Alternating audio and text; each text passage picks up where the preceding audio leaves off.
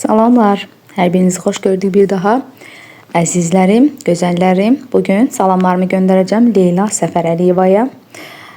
Nuray Həmzəyevaya gördüyünüz kimi Nurayın adını başqa rəngdə qeyd eləmişəm. Çünki Nurayın SMS-i mənə göndərdiyi sözləri, ürək sözləri mənə həqiqətən belə üzümdəki o təbəssümü, üzümdəki o ifadəni sizə buradan deyə bilmirəm, çatdıra bilmirəm, amma çox gözəl təsir elədi mənə. Həmçinin Fərhad balamızı da xüsusi başqa rəngdə qeyd eləmişəm.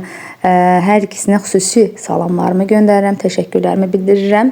Əsma Məmmədliyə salamlar göndərirəm. Tunar balamıza salamlar. Qumral qızımıza salamlar. Sonra adına baxın sizin də Zərbinaz Həməşəyeva. Olduğu kimi qeyd eləmişəm. İnanıram ki, hərf səhv eləməmişəm. Salamlar Zərbinazımıza. Mövsüm balamıza salamlar. Amin İmanzadə salamlar. Rəvan Həsənzadə. Hər ikinizi salamlarımı göndərirəm. Nihat Mahmudov salamlar. Başqa bir Nihat var. Yəqin ki, başqa uşaqlardılar. Hər ikisinə salamlar. Və Mia Xəlifə. Qeyri-adi adlar olmalıdır da, mütləq hər siyahıda bir qeyri-adilik olmalıdır. Yəqin ki, bu öz adı deyil, çox güman ki, bir öz üçün qeyd elədiyi, sevdiyi bir xarakterin adıdır hər halda, ona görə. Yenə də salamlarımızı göndəririk. Selcan qızımıza salamlar. Zəhra qızım, deməli Əliməmmədova. Zəhra Əliməmmədovaya salamlar və hər zamanki daimi izləyicim, ən aktiv deyərdim ki, abunəçimdir mənim. Yusif balamıza, Yusif Mirzəzadəyə buradan qucaq dolusu salamlarımı göndərirəm. Hər birinizi çox istəyirəm. Baxın, bu da sizin üçün smayliklər. Və videolarım sizlər üçün gəlsin, əzizlərim. Gəlin, təzə dərsimizə keçək. Bugün dərsimiz havada su olacaq 4.2 və havada olan su buxarından danışacağıq və yağış necə əmələ gəlir. Bu kimi söhbətlər eləyəcək. Deməli, hər birimiz bir çoxumuz ümumiyyətcə aşağı siniflərdən bilirəm ki, bunu bilirsiniz. Yağış necə yağır, su buxarı nədir, havada hər zaman su buxarının olduğunu hər birimiz bilirik. Bu anlayışlara sadəcə biraz açıqlıq gətirəcəyik. Biraz İndoneziya tərəfə gedəcəyik. İndoneziya Cənub-Şərqi Asiya ölkəsidir. Müsəlman ölkəsidir, hətta ən böyük müsəlman ölkəsidir. İndoneziyanın meteorologiya, iqlimşünas və geofizika agentliyi il sonuna doğru qarşıdan gələn ekstremal hava şəraiti ilə bağlı ictimaiyyətdə xəbərdarlıq eləyir. İndoneziyanın cənub bölgələrində yaşayanlara dekabrın sonuna kimi ciddi hava hadisələrlə bağlı ehtiyatlı olmaq tövsiyə edilir. Bu bölgələrdə güclü küləklərlə yanaşı şiddətli yağışlar da yağa bilər. Yağa bilər yox, hər zaman İndoneziya il boyu yağıntılıdır. Çünki ekvatorial iqlim qurşağında yerləşir. Bu iqlim qurşaqlarında keçəcəksiniz hər biriniz. Amma bilməlisiniz ki, İndoneziyanın yerləşdiyi ərazidə, məsələn, baxın, burada göstərim sizə. Burada yağıntı həddindən artıq çox yağır. Baxın, bu hissələr İndoneziyanın düşdüyü yerlər. Bu rəngdədir. Bu ərazilər ən çox yağış yağan yerlərdir. Deməli, məsələn, bax, bu hissələr Cənub-Şərq Asiya regionu. Bu ərazilər əsasən yay aylarında yağıntı düşür, amma Indoneziyanın dayandığı yerlərdə daha çox qış aylarında hava daha yağıntılı olur, daha rütubətli olur. İl boyu, ümumiyyətcə burada il boyu rütubətlidir. Qlobal iqlim dəyişkənliyinin təzahürü digər ölkələrdə olduğu kimi İndoneziyada da özünü göstərir. Ölkə əhalisinin sıx məskunlaşdığı adalardan biridir. Ekstremal hava şəraiti burada daşqınlara, torpaq sürüşməsinə, dəniz səviyyəsinin qalxmasına və əkinlərin ziyan görməsinə, ada sakinlərinin əziyyət çəkməsinə səbəb olur. Ekstremal hava, yəni təhlükəli hava şəraitidir. Həddindən artıq çox yağış yağır. Yağan yağışlar sayəsində daşqınlar baş verir. Çaylarda, həmçinin torpaqda sürüşmə yaranır. Dəniz səviyyəsi qalxır. Əkin sahələrdə zərər görür. Eləcə də insanlar. Bu da İndoneziya görün nə qədər adalardan ibarətdir. Diqqətlə baxın şəkildə də. Ən böyük adası Sumatradır, Yavadır. Kalimantan adasının bir hissəsi aiddir. Yeni Qviniya adasının bir hissəsi İndoneziya adalarına aiddir. Və Molukdur, Balidir, belə adalardan həmçinin İndoneziya adalardır. Özünüz də istəsəniz İndoneziyanı görmək, araşdıra bilərsiniz. Çox maraqlı ölkədir. Yerləşdiyi coğrafi mövqedə çox maraqlıdır. Hava şəraitinə aid fəlakətlərin riski və miqyasının artması ölkədə böyük problemlərlə nəticələnir. Yağıntıların miqdarındakı dəyişikliklər əhaliyə, xüsusən kənd təsərrüfatı torpaqlarına mənfi təsir göstərir. Daha sonra İndoneziyada iqlim əkinçiliyinin inkişafı üçün əsas amildir. Burada isti və rütubətli hava şəraiti müşahidə olunur. Yuxarı qalxan hava axınları, buludlu səma, şiddətli yağışlar və yerli tufanlar bu zonanın təbiətinin özünə məxsus xüsusiyyətləridir. Hava hər zaman havada bilir ki, su buxarı olur. Su buxarı qalxır hava yuxarıya. Yuxarı qalxan hava hər zaman bilin ki, yağıntı yaradır. Çünki bulud əmələ gəlir. Yuxarıda birləşir su buxarı. Bulud əmələ gəlir və yağışlar yağır. Ona görə də yuxarı qalxır, isti, rütubətli, istidən yaranır, zaten rütubətdən yaranır su buxarı və oradan qalxır. Yuxarı qalxdıqca bulud əmələ gəlir, şiddətli yağışlar yaranır, həmçinin yerli tufanlar təbiətin özünə məxsus xüsusiyyətləridir. İndoneziyada il boyu yağıntılar bərabər paylanır, çünki hardadır? Ekvatorial iqlim qurşağında yerləşir. Baxın, adalarını göstərir, adlarında yazıb Yava, Sumatra, Sulawesi və digər adalarında çəltikçilik ölkənin iqtisadiyyat həyatına mühüm rol oynar. Yəni, çəltikçilik düyüdür. O da tam suyun içərisində yetişdirilən bir bitkidir uşaqlar. Sırf suda yetişir, suyun içərisində, yəni bol su tələb edən bir bitkidir. Ona görə də çəltiyi Azərbaycanda, məsəl üçün deyək ki, Küləraz ovalığında əkib becərmək olmaz, hansısa bir səhra, yarım səhrada becərmək olmaz. Onu ancaq yağış çox düşən ərazilərdə, xüsusilə bizdə Lənkəran zonasında yetişdirmək olar. Burada nə deyir? Yerli əhalinin çəltik əkinlərinə aid xüsusi suvarma metodları var. Bu suvarma metodları unikallığı ilə UNESCO tərəfindən mədəni mənzərə kimi tanınır. Yəni, burada özdə əl əməyindən istifadə olunur. Çəltikdə hələ də insanlar əl əməyindən istifadə olunur. Bu da pilləvari əkin adlanır. Pilləvari formada əkin sistemi yaradırlar. Bu da görün UNESCO tərəfindən mədəni mənzərə kimi tanınıb. Belə ki, çəltik əkinləri gözəl mənzərəli dağ terraslarında yerləşir. Həmin o terras dediyimiz pilləvari əkin adlanır. Dağ yamaçlarını insanlar əkin məqsədi ilə daha sərfəli etmək üçün dağları bax bu şəkildə pilləvari eləyirlər əkin məqsədlə. Bu pilləvarinin adı nə olacaq? Deməli, terraslaşma. Bu da çəltik terrasları. Sonra uşaqlar burada iqlim diaqramı var. Gördüyünüz kimi Yava adası Surabaya şəhərinin iqlim qrafikidir. İl boyu yağıntılıdır. Baxın, bax bu qırmızı göstərilənlər, qırmızı nöqtəyinə olanlar iqlimi göstərir. İqlimin nə qədər, daha doğrusu iqlim deyirəm, temperaturu göstərir. Temperaturun neçə olduğunu göstərir. İl boyu görürsünüz, demək olar ki, eynidir. 25, 26, 27 bax bu şəkildə dəyişir. Çox artma, azalma yoxdur. İl boyu demək olar eynidir.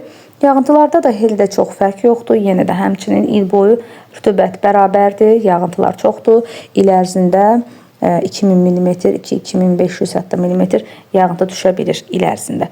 Beləliklə, ərazidə yaranan hava şəraiti temperaturla yanaşı rütubət və yağıntıların miqdarından da asılıdır. Hava şəraiti meteoroloji stansiyalarda öyrənilir. Bu tədqiqatların nəticələrinə əsasən hava proqnozları hazırlanır və öncədən əhaliyə məlumat verilir. Deməli, meteoroloji stansiyalarda hava haqqında məlumat öyrənilir.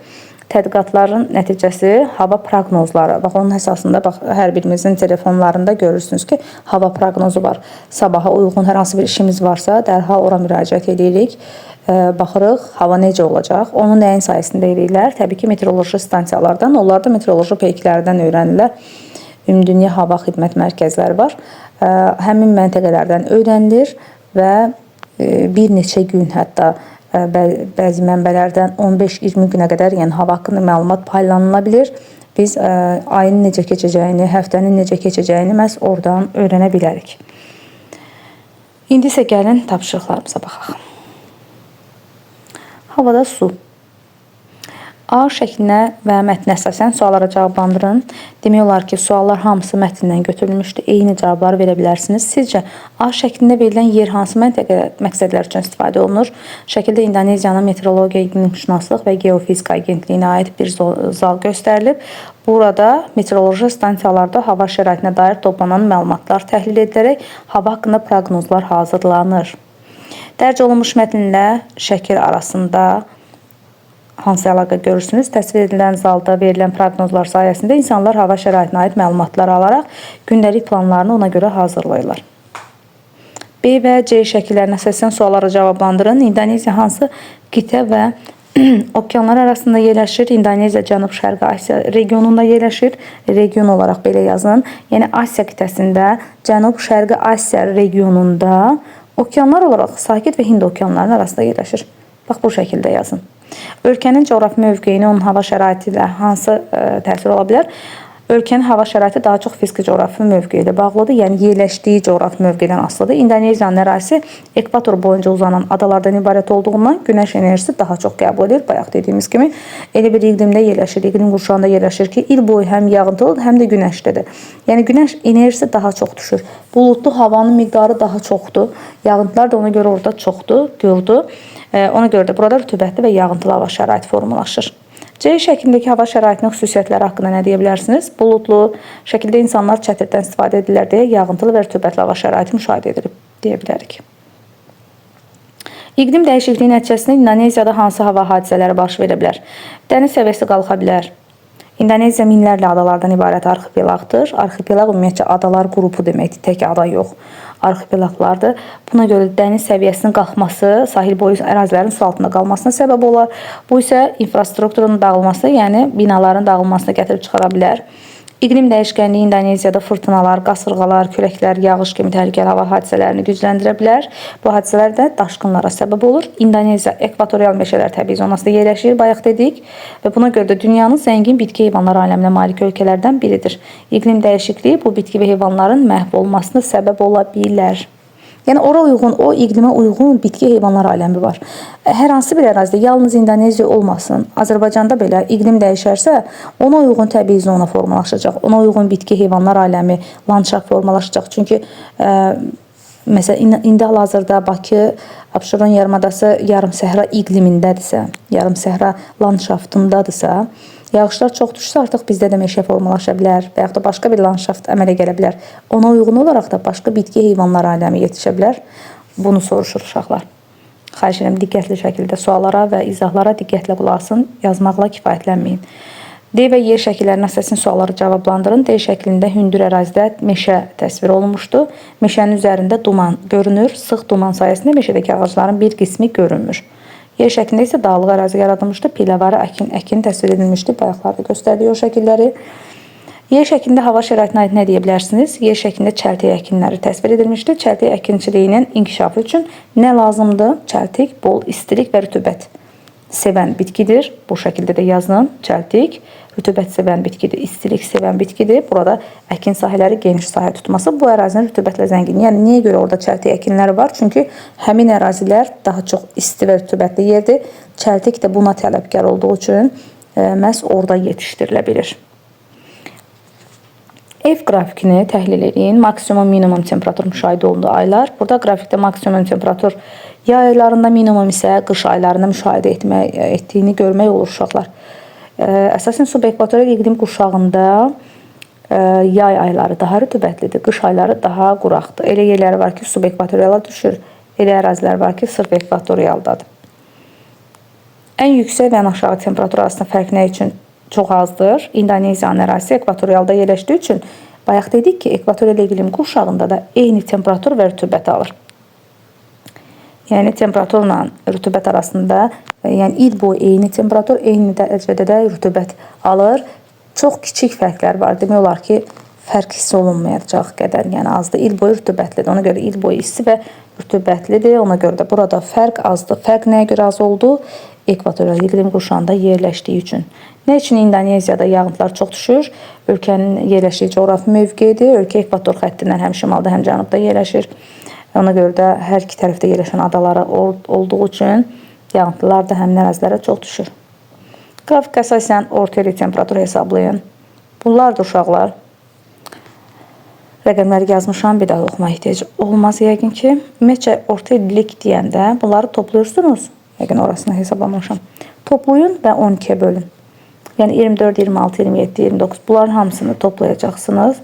12'ye böləcəksiniz. Yəni orta belə deyək də ədədi ortasını tapacaqsınız bir növ. Orta aylıq deyərsə 30 gün ərzində ölçülən temperaturlar orta sutkalıq temperaturlar deyirlər. O sutkalıq temperatur əsasında da aylıq çıxartmaq olur.